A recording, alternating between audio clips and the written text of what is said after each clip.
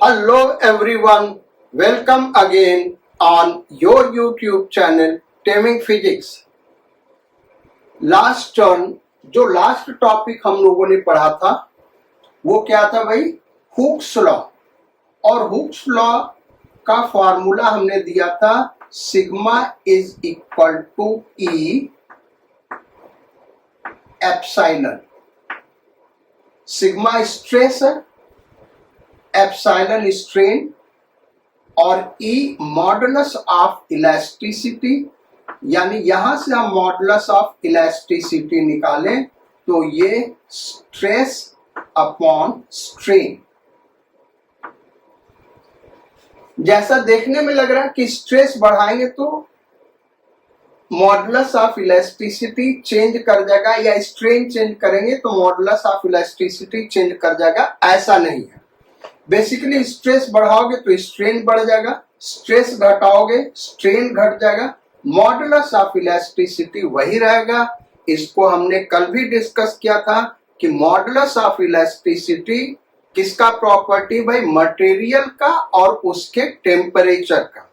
तो ये हमेशा याद रखो, मॉडुलस ऑफ इलास्टिसिटी मटेरियल के प्रॉपर्टी का या मटेरियल के कैरेक्टरिस्टिक का या मटेरियल का फंक्शन है और मटेरियल के टेम्परेचर पे डिपेंड करता है।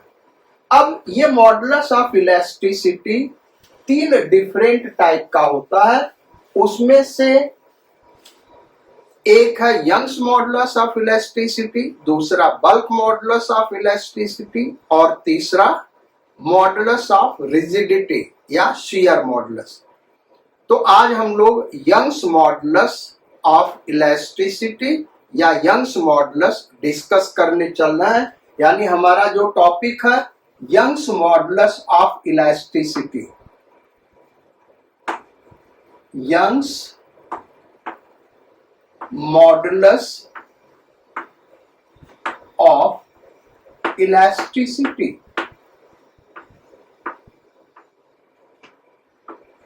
यंग्स मॉडुलस ऑफ इलास्टिसिटी को कैपिटल Y से रिप्रेजेंट करते हैं, और चूंकि यंग्स मॉडुलस ऑफ इलास्टिसिटी एक टाइप का मॉडुलस ऑफ इलास्टिसिटी है। मॉडुलस ऑफ इलास्टिसिटी क्या है भाई? Stress upon strain. अब यंग्स मॉडुलस ऑफ इलास्टिसिटी का फार्मूला यही हो, लेकिन यहां पे कौन सा स्ट्रेस लेंगे? Axial stress upon axial strain. ये यंग्स मॉडुलस ऑफ इलास्टिसिटी का फॉर्मूला है। अब इसको फर्दर अगर हम एक्सप्लेन करें तो सपोज करो किसी मटेरियल का हमको यंग्स मॉडुलस ऑफ इलास्टिसिटी निकालना है, तो हम क्या करेंगे? उस मटेरियल का एक वायर ले लिया। जिस मटेरियल का हमको यंग्स मॉडुलस ऑफ इलास्टिसिटी निकालना है उसका एक वायर हमने ले लिया। इसका लेंथ L सपोज कर ले, cross sectional area A suppose कर ले। अब ये इसका नेचुरल लेंथ है। अब हम क्या करेंगे? जब इसके ऊपर फोर्स लगाएंगे, इस वायर के ऊपर फोर्स लगाएंगे तो इसका लेंथ, मान लो हमने F फोर्स लगाया। क्या लगाया भाई? F फोर्स लगाया और लेंथ डेल्टा L से इंक्रीज कर गया। लेंथ कितने से इंक्रीज कर गया? डेल्टा L से।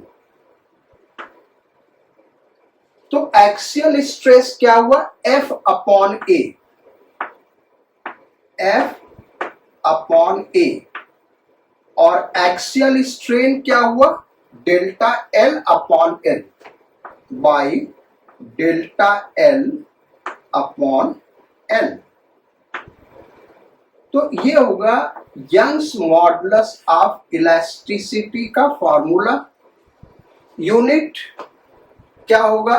Newton per metre square. ये न्यूटन पर मीटर स्क्वायर, ये यूनिट लेस होगा।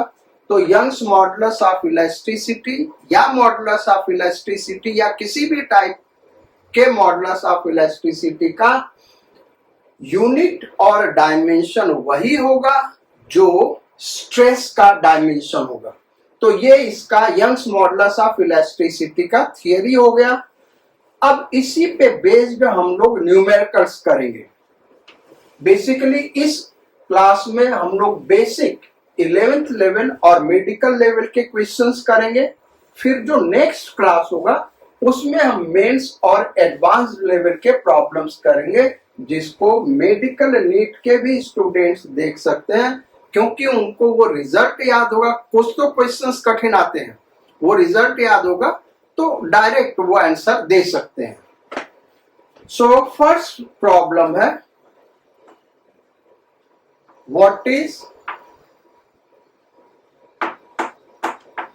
Young's modulus of elasticity of rigid body?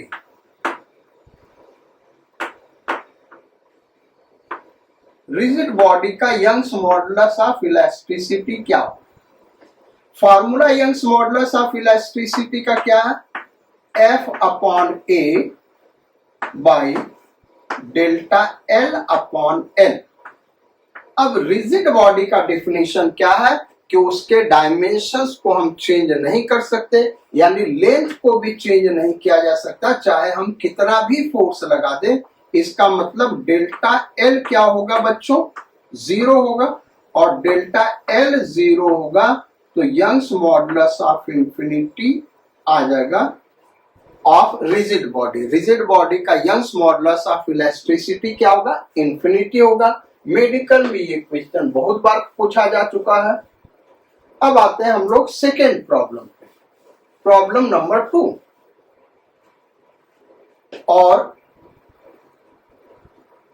Problem number 2 note करो। एक रिंग है, रिंग नहीं, एक there is a hollow cylinder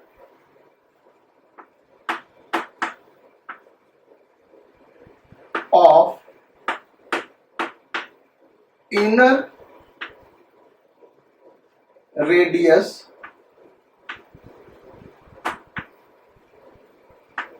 3 cm, outer radius 5 cm, length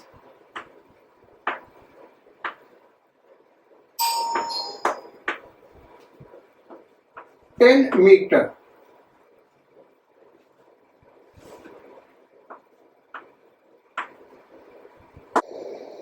तो length 10 metre है। Young's modulus of elasticity is equal to 10 to the power 12 Newton per meter square. Find out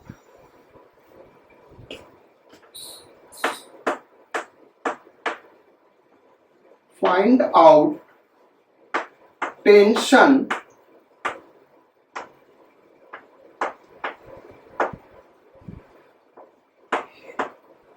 in the cylinder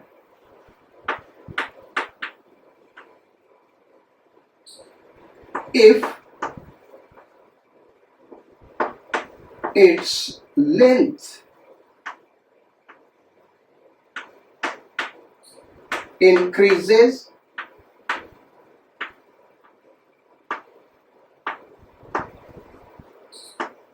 by 1 centimetre,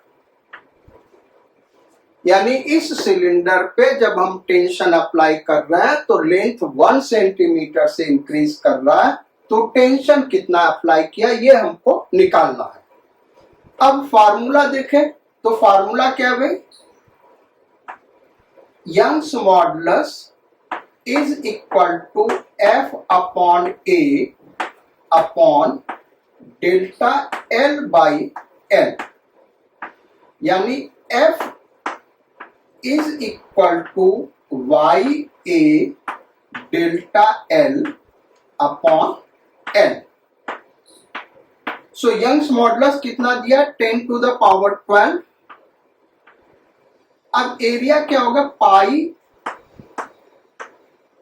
R2 square minus R1 square.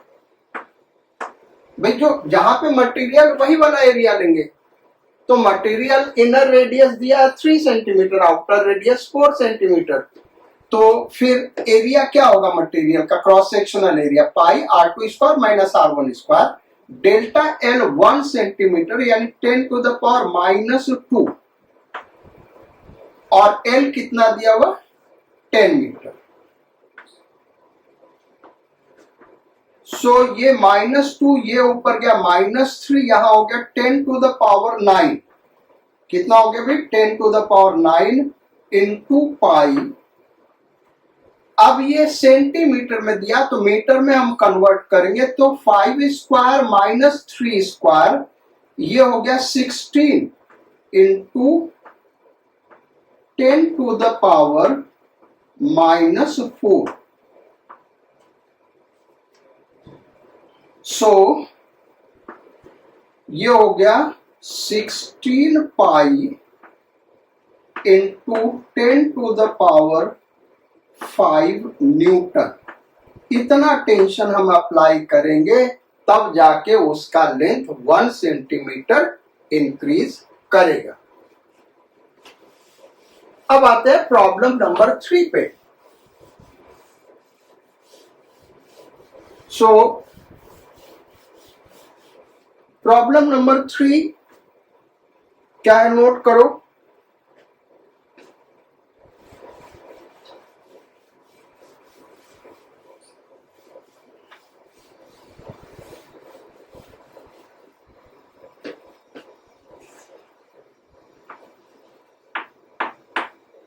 There is a concrete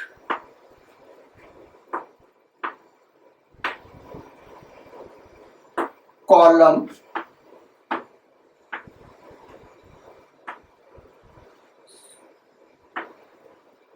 of hollow concrete column. There is a hollow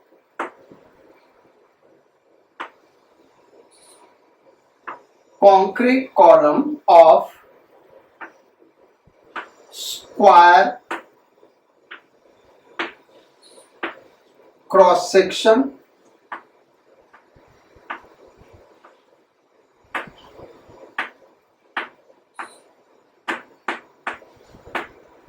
of length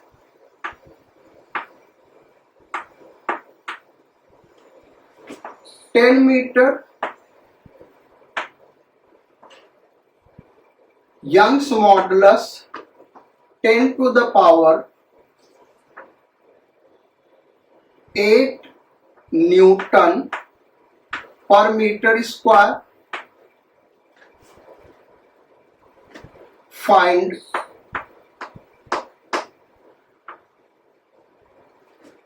decrease in length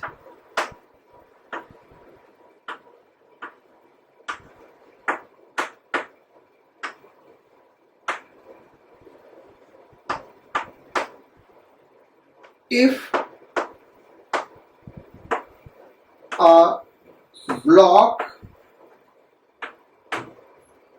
of mass 10 to the power 4 kg is kept on it.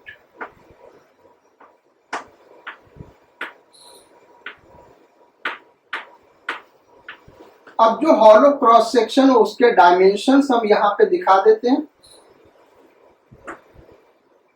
ये 5 metre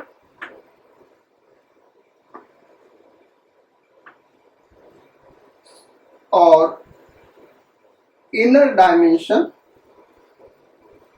3 metre. ये पूरा का पूरा solid है। ये cross section है, column का length दिया और 10 मीटर। तो इसको देखें तो ये कुछ इस टाइप का क्वेश्चन है। कॉलम ऐसे है, यहां पे हम लोड रखेंगे W, जो कि दिया हुआ मास दिया हुआ 10⁴ kg, तो इसका लेंथ कितना डिक्रीज करेगा ये हमको फाइंड आउट करना। अगेन यंग्स मॉडुलस से रिलेटेड प्रॉब्लम है।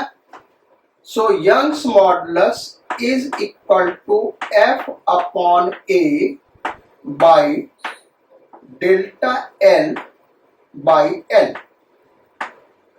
तो ये हो गया Y is equal to F L upon delta L A, यानी यहां से डेल्टा एल निकाले, भाई डेल्टा एल हमको निकालना ना, डिक्रीज इन लेंथ, तो delta L is equal to F L upon Y A. Values यहां पे पुट कर दे। सो F इज कितना 10⁴ kg है, तो 10⁵ न्यूटन हो जाएगा। 10⁵ ये न्यूटन में हो गया। F इक्वल टू mg हो जाएगा। और लेंथ दिया हुआ 10 मीटर अपॉन यंग्स मॉडुलस दिया हुआ 10⁸ 10⁸। क्रॉस सेक्शनल एरिया क्या होगा भाई, तो 5² माइनस 3², सो ये 16, 5² माइनस 3², सो ये 10⁶, ये ऊपर गया 10⁻⁻² अपॉन 25 माइनस 9 16 हो गया। सो इट इज, इसको अगर हम 100 अलग कर ले, 1000 अलग कर ले, या फिर ऐसे ही हम लिख देते भाई 1/16 मीटर, ये इसका आंसर हो गया। या फिर 100/16 सेंटीमीटर हो जाएगा। तो 16 6 96, 16 6 जा 96 और 4 बचा तो 32, अप्रोक्सीमेटली 6.2 सेंटीमीटर, ये होगा इसका डिक्रीज इन लेंथ। तो ये हो गया थर्ड प्रॉब्लम। प्रॉब्लम इजी है, इसमें प्रॉब्लम में कहीं कुछ नहीं भैया, आपको फार्मूला याद है, ये सोचना है कि कौन सा फार्मूला लगेगा। तो चेंज इन लेंथ निकालना है, यानी कि यंग्स मॉडुलस की बात चल रही है, इसलिए हमने यंग्स मॉडुलस का फार्मूला लिया। वायर होगा और उस पे टेंशन लगाएंगे तो लेंथ डिक्रीज करेगा। कोई रॉड है या कॉलम है, उसमें भी टेंशन, वायर में लेंथ इंक्रीज करेगा बेटा, वायर में क्या होगा, लेंथ इंक्रीज करेगा। लेकिन कोई कॉलम या रॉड ले लें, उसमें भी टेंशन लगाएंगे तो लेंथ बढ़ेगा, लेकिन उसमें कॉम्प्रेशन लगाएंगे तो लेंथ डिक्रीज करेगा, जो कि अभी हमने क्वेश्चन किया। अब आते हैं क्वेश्चन नंबर 4। और क्वेश्चन नंबर 4 क्या है,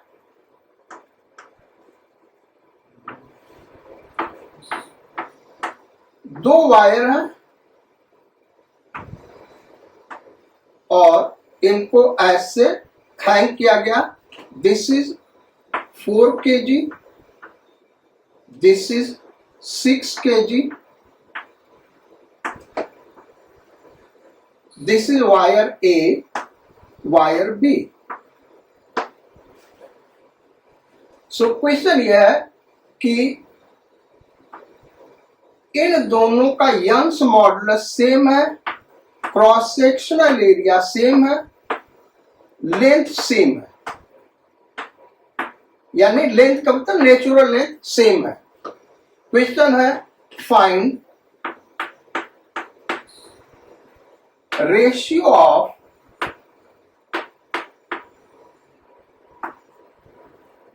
इंक्रीज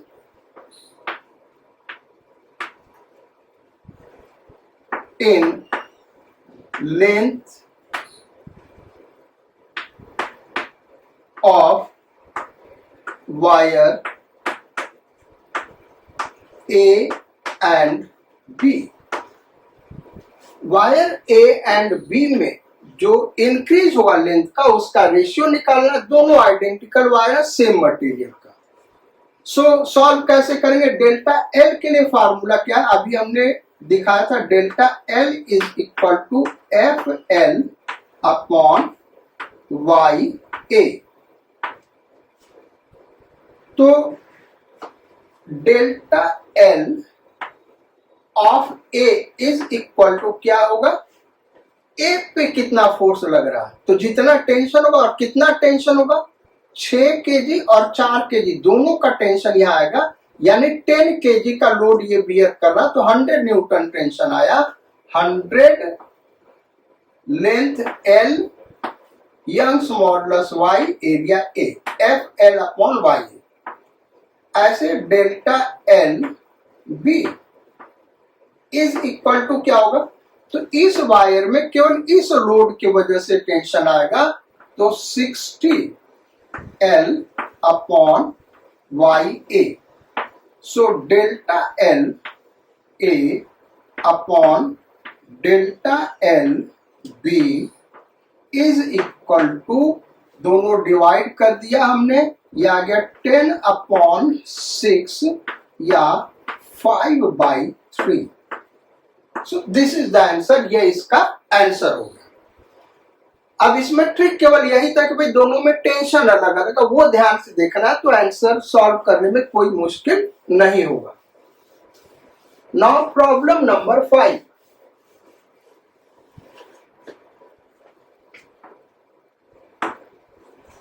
प्रॉब्लम नंबर 5 नोट करो।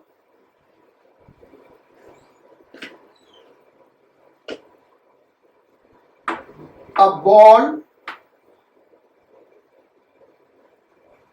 of mass 10 kg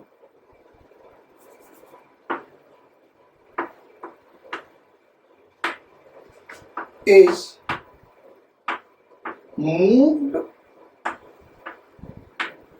on horizontal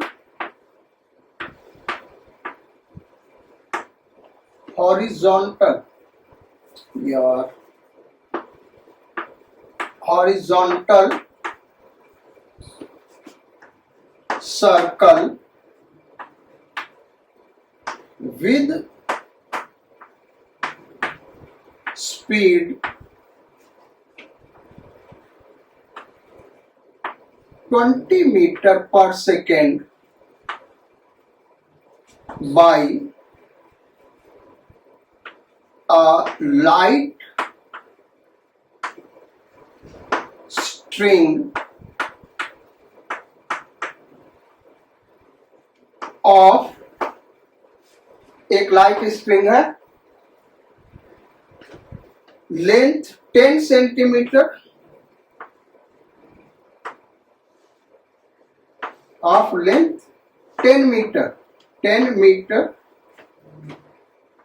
cross sectional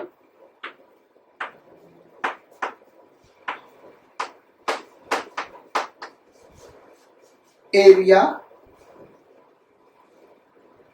2 mm square and Young's modulus 2 into 10 to the power 12. Find increase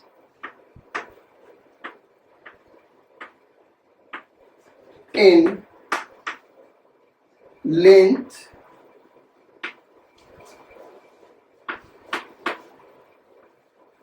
of the wire. Wire के length में कितना increase होगा ये हमको निकालना है। अगेन यंग्स मॉडुलस का फॉर्मूला हम लगाएंगे, तो डेल्टा एल वहां से हम निकालेंगे, delta L is equal to F L upon Y A. So F क्या होगा भाई? M V square by R. Y क्या होगा? M V square by R. So M V square, ये एल पहले से, अपॉन आर। आर क्या होगा? L plus delta L. ये यहां पे नेचुरल लेंथ है, लेकिन M V square by R लिखेंगे तो रेडियस सर्कुलर पाथ का क्या होगा? जो वायर का लेंथ होगा, लेकिन टेंशन डेवलप होने से लेंथ इंक्रीज कर गया, तो रेडियस क्या होगा? L plus delta L. So L plus M V square by R Y A. अब ये कैलकुलेशन बड़ा लेंदी होगी बेटा, इसको इधर ले आओगे तो ये क्वाड्रेटिक इक्वेशन डेल्टा एल का बनना जा रहा है, लेकिन हम यहां करेंगे क्या? If delta L is very very less than L, अगर डेल्टा एल लेंथ से बहुत कम है तो उस केस में हम देखते हैं delta L is equal to M V square L upon, इसको एल लिख देंगे, डेल्टा एल नेग्लेक्ट हो जाएगा, एल वाई ए। ये एल और ये एल कैंसिल आउट हो गया, तो ये आ गया M V square upon Y A. तो ये करेक्ट रिजल्ट तभी देगा जबकि डेल्टा एल एल से बहुत कम होगा। इससे हम रिजल्ट निकालते हैं और देखते हैं डेल्टा एल अगर एल से बहुत कम है तो यानी हमने जो सॉल्व किया वो करेक्ट है, और अगर बहुत कम नहीं है तो फिर ये गलत रिजल्ट देगा। फिर तो हमको यहीं पे सारा वैल्यू पुट करना होगा और डेल्टा एल में क्वाड्रेटिक इक्वेशन बना के सॉल्व करना होगा। तो देखते हैं, यहां पे हम पुट कर रहे हैं delta L is equal to, young mass कितना दिया भाई? 10 kg, ball of mass 10 kg, so 10, V कितना दिया? 20, सो 20 का स्क्वायर होगा, 20 मीटर पर सेकेंड दिया ना, 20 मीटर पर second. Young's modulus 2 into 10 to the power 12, 2 into 10 to the power 12 into cross sectional area दिया 2 mm square, 2 mm square, so 2 into 10 to the power -6 हो गया ना मीटर स्क्वायर में कन्वर्ट करने के लिए। सो इज इक्वल टू, ये हो गया 400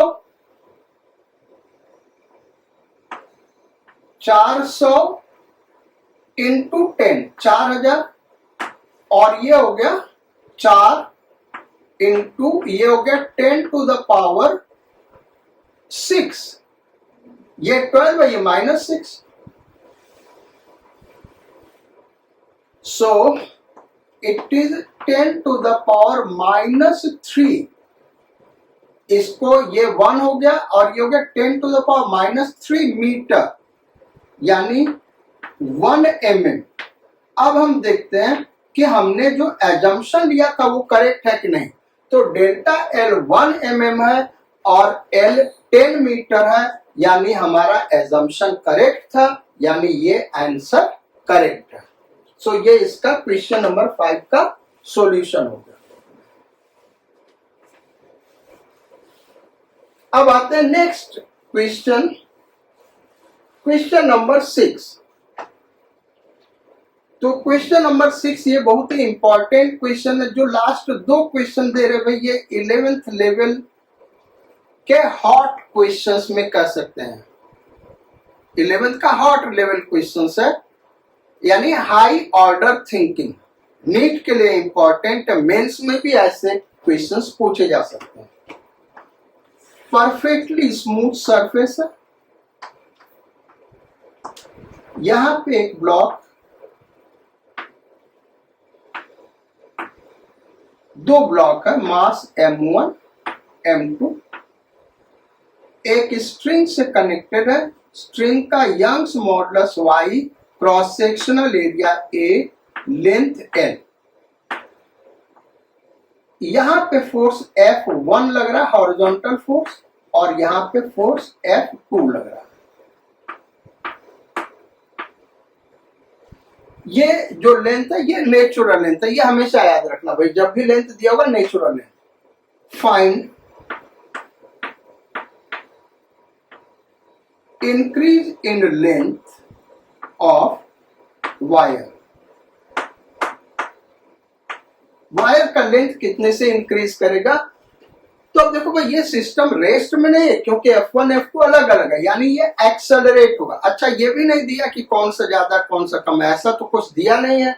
हो सकता है ये ज्यादा हो सकता है ये ज्यादा हो। तो होगा क्या कि ये किसी एक डायरेक्शन में एक्सेलरेट होगा, किसी एक डायरेक्शन में एक्सेलरेट होगा। तो अब हम सॉल्यूशन दिखा रहे हैं। Late F2 greater than F1, वो कोई भी एक ले लो, उससे रिजल्ट पे कोई इफेक्ट नहीं आएगा। वो अभी हम आपको करके दिखाएंगे क्यों नहीं इफेक्ट आएगा। तो इसका मतलब सिस्टम इधर एक्सेलरेट हो, एक्सेलरेशन ए मान ले। ठीक है भाई, F2 ग्रेटर देन F1 है तो एक्सेलरेशन इधर होगा। तो अब टेंशन हमको निकालना है। सो इस पे टेंशन इधर लगेगा T मान ले, और इस पे टेंशन इधर लगेगा। भाई यंग्स मॉडुलस का जो फार्मूला लगाना है, तो यंग्स मॉडुलस में स्ट्रेस क्या होगा, F अपॉन ए। F किसमें, वायर में। हमको ये सब F नहीं देखना है, यहाँ पे क्या फोर्स डेवलप हो रहा है, तो वो टेंशन होगा, इसलिए हम टेंशन निकाल रहे हैं।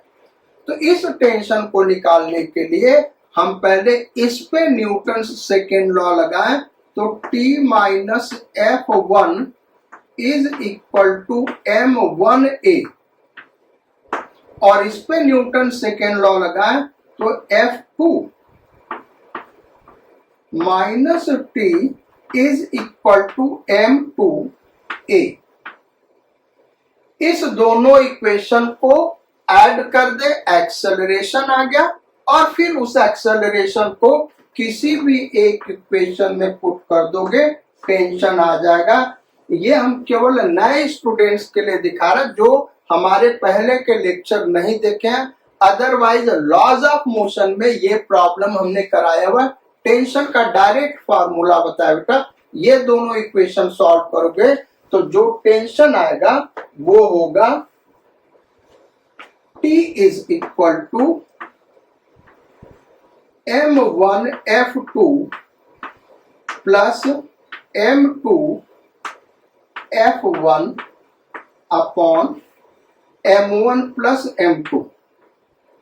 अब हमने ऐसा क्यों कहा कि F2 ग्रेटर देन F1 हो या F1 ग्रेटर देन F2 हो, उससे कोई भी आंसर पे फर्क नहीं पड़ेगा, क्योंकि यहाँ पे प्लस साइन आ रहा है।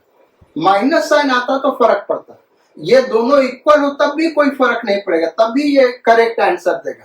तो टेंशन ये होगा। अब इंक्रीज इन लेंथ क्या होगा, तो delta L is equal to FL upon YA, और F क्या होगा भाई, यही टेंशन के बराबर होगा। तो ये हो गया M1 F2 plus M2 F1 into L upon YA M1 plus M2। ये इसका आंसर हो जाएगा। सो this is the answer of this question, question number 6 का। इसके बहुत सारे स्पेशल केस बन सकते हैं। जब F1 F2 इक्वल हो, F1 F2 इक्वल हो तो उसको F मान के ये कॉमन ले लें, M1 प्लस M2 कट जाएगा, सो FL अपॉन Y हो जाएगा, जो कि आप आसानी से वही रिजल्ट निकालते हैं। अब लास्ट क्वेश्चन करते हैं, और ये क्वेश्चन के दो पार्ट होगा, जो लास्ट क्वेश्चन नंबर 7 है, और ये सबसे इंपॉर्टेंट क्वेश्चन है, यानी सबसे अच्छा क्वेश्चन है जो अभी तक हम लोगों ने किया, उसमें सबसे अच्छा क्वेश्चन है। Question number 7। क्वेश्चन नंबर 7 में दो वायर है, लाइट वायर,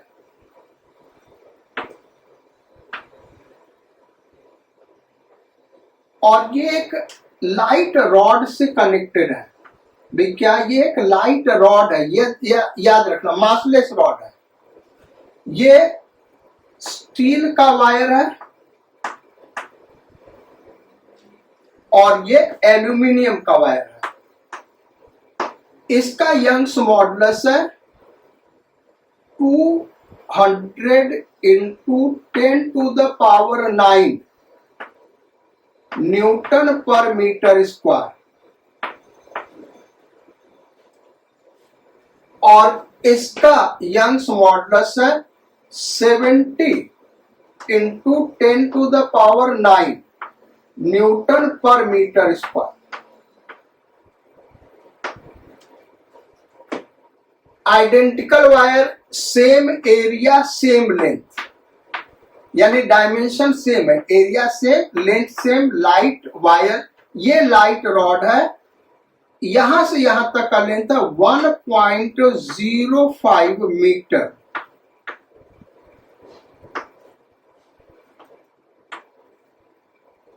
यहां पे एक लोड हैंग किया गया, क्या एक ब्लॉक हैंग किया गया इस एंड से x डिस्टेंस पे।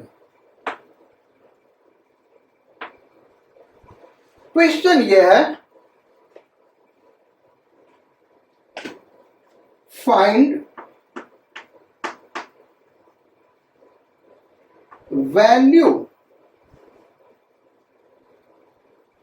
Of x for same. First question, यह एरिया सेम नहीं बेटा, इसका एरिया 1 mm स्क्वायर है, लेंथ सेम है, इसका एरिया 1 mm स्क्वायर और इसका एरिया 2 mm स्क्वायर। लेंथ दोनों का सेम है, एरिया क्या 2 mm square.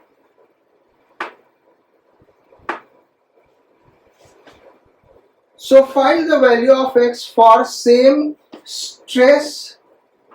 First question.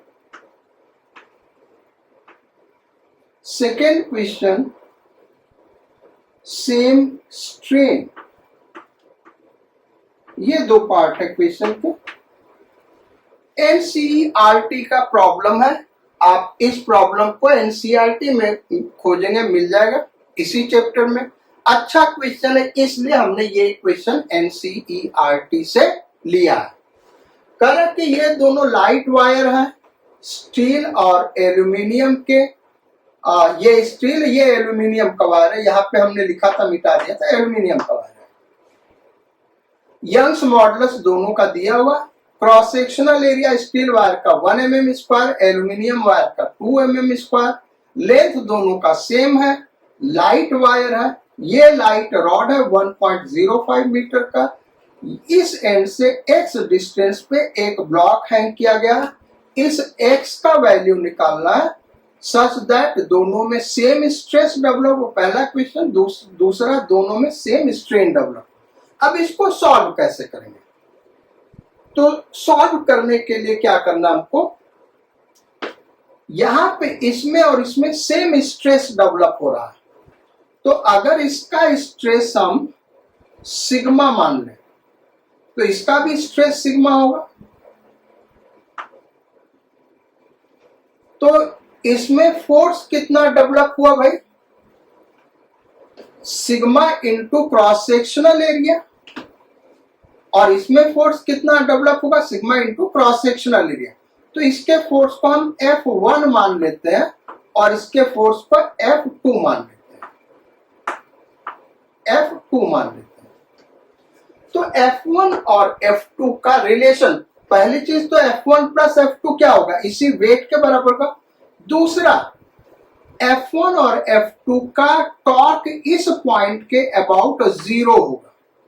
Stress दोनों में सेम है लेकिन फोर्स अलग अलग होगा, क्योंकि क्रॉस सेक्शनल एरिया अलग अलग है, और चूंकि ये रॉड रोटेट नहीं करेगा, ये नीचे की ओर मूव कर रहा है। भाई अगर ये F1 F2 अलग अलग हो जाए, F1 F2 का टॉर्क अलग अलग हो जाए, तो रॉड क्या होगा? रोटेट कर देगा। आपको लगता है कि ये रॉड रोटेट करेगा, लोड हैंग करेंगे? तो नहीं रोटेट करेगा। इसका मतलब F1 का टॉर्क O पॉइंट के अबाउट और F2 का टॉर्क O पॉइंट के अबाउट सेम होगा, यानी F1 into x is equal to F2 into 1.05 minus x. अब F1 क्या होगा? Stress into cross sectional area. Stress sigma हमने माना, सेम दिया तो सिग्मा मान ले। Cross sectional area 10 to the power minus 6, 1 mm square है ना, into x is equal to F2 क्या होगा? स्ट्रेस सेम है, cross sectional area 2 into 10 to the power minus 6, ये हो गया F2 इन ब्रैकेट 1.05 माइनस एक्स। तो ये sigma 10 to the power minus 6 sigma 10 to the power minus 6 cancel out हो गया, ये आ गया x इंटू 2.1 माइनस 2x, यानी 3x इज इक्वल टू 2.1, यानी x is equal to 0.7 metre. ये इसका आंसर होगा। कॉन्सेप्ट सॉल्व करने का क्या था भाई कि इस पॉइंट के अबाउट, जिस पॉइंट से हमने हैंग किया उसके अबाउट टॉर्क 0 होगा। हमने यही पॉइंट क्यों चूज किया? हम ये पॉइंट भी ले सकते थे, दिक्कत उसमें ये आ रहा था कि फिर इसका भी टॉर्क लेना पड़ता और ये लोड हमको दिया ही नहीं है, इसलिए हमने इसके अबाउट टॉर्क लिया। अदरवाइज किसी भी पॉइंट के अबाउट टॉर्क 0 होगा। जो हमने रोटेशनल मोशन पढ़ा है, अगर टॉर्क उतना क्लियर नहीं है तो वहां पे टॉर्क टॉपिक का आप वीडियो जरूर देखिएगा। इसके अबाउट टॉर्क 0 क्यों होगा?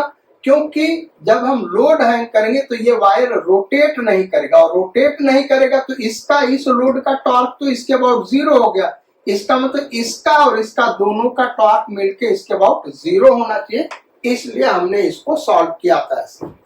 अब सेकेंड पार्ट करते हैं। सेकेंड पार्ट में क्या करा कि दोनों में स्ट्रेन सेम है, दोनों में क्या है? स्ट्रेन सेम है। तो स्ट्रेन दोनों में हम डेल्टा L अपॉन L का वैल्यू सेम होगा। सो F1 F2 को हम देखते हैं। अब इस केस में क्या करेंगे? तो Young's modulus is equal to F upon A upon delta L by L, और स्ट्रेन सेम है यानी डेल्टा L बाई L दोनों के लिए सेम होगा। तो यहां से F देखें तो F क्या आया भाई? Y A, ये एरिया इधर आ गया, डेल्टा L अपॉन L, ये हो गया। अब F1 क्या होगा? तो F1 हो गया 200 into 10 to the power 9 into 10 to the power minus 6 area delta L upon L is equal to, तो ये हो गया, इसके साथ मल्टीप्लाई किया तो 3 और 2 5, so 2 delta L upon L into 10 to the power 5, ये आ गया F1। अब ऐसे ही F2 निकाले तो F2 is equal to Young's modulus 70 into 10 to the power 9, 70 into 10 to the power 9 into cross sectional area 2 into 10 to the power minus 6 into delta L upon L। तो ये कितना आएगा? तो ये आ गया, ये हो गया 10 to the power 4, 10 to the power 3, इसके साथ मल्टीप्लाई किया तो ये हो गया 10 to the power 3, 10 to the power 4 यानी 14 delta L upon L into 10 to the power कितना आ रहा है बच्चों? 4। अब फिर से हम वही करेंगे, पॉइंट O के अबाउट टॉर्क 0 होना चाहिए। तो पॉइंट O के अबाउट टॉर्क क्यों 0 होना चाहिए भाई? क्योंकि वायर रोटेट, ये रॉड रोटेट नहीं करेगा। बेसिकली किसी भी पॉइंट के अबाउट टॉर्क 0 होगा, पॉइंट ओ इसलिए चूज कर रहे हैं क्योंकि इसका टॉर्क 0 हो जाए, क्योंकि ये वाला फोर्स नहीं दिया हमको, तो इसका टॉर्क 0 हो जाएगा, तो इस दोनों का टॉर्क नेट टॉर्क 0 होना चाहिए। तो F1 F2 केवल अननोन जो रह जाएंगे उनका वैल्यू पुट कर देंगे। So F1 x is equal to F2 1.05 minus x। F1 है भाई 2 delta L into 10 to the power 5 upon L into x is equal to F2 कितना निकाला हमने 14 delta L upon L into 10 to the power 4 in bracket 1.05 minus x। अब देखें cancel क्या क्या हो रहा, फिर आगे हम सॉल्व करते हैं। तो देखो L से L कैंसिल आउट हो गया। क्वेश्चन ये काफी मुश्किल था, लेकिन हम सिस्टमेटिक जब स्टडी किए तो आसान हो गया। डेल्टा L से डेल्टा L कैंसिल आउट हो गया, और 10 टू द पावर 4 से ये कैंसिल आउट करेंगे तो यहाँ 10 बचेगा, तो 10 और 2 20 x is equal to 14 in bracket 1.05 minus x।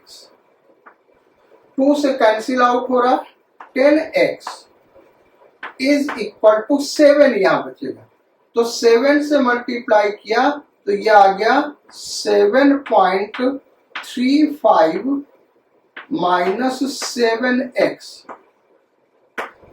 So 17x is equal to 7.35, यानी x is equal to 7.35 by 17। और इसको अगर हम सॉल्व करें बेटा तो ये कितना आएगा, ये बेसिकली मीटर में ही आएगा, लेकिन कितना आप सॉल्व करके देख लो। इसका जो भी आंसर हमको लग रहा है कि ये 0.17 चौका 17 34 68 68 0.43 68 और बचा 25 और 555, तो 17 51 यानी 3 times metre. So this is answer of second. तो ये आज का क्लास यही हम खत्म करते हैं। क्लास कैसा लगा कमेंट जरूर करिएगा। जो नए व्यूअर्स हैं वो हमारे चैनल को लाइक सब्सक्राइब करें और दूसरे फ्रेंड को रिकमेंड करें। So thank you for your kind attention in the class. Do take good care of your health and your studies. Sayonara, Godspeed, and bon voyage.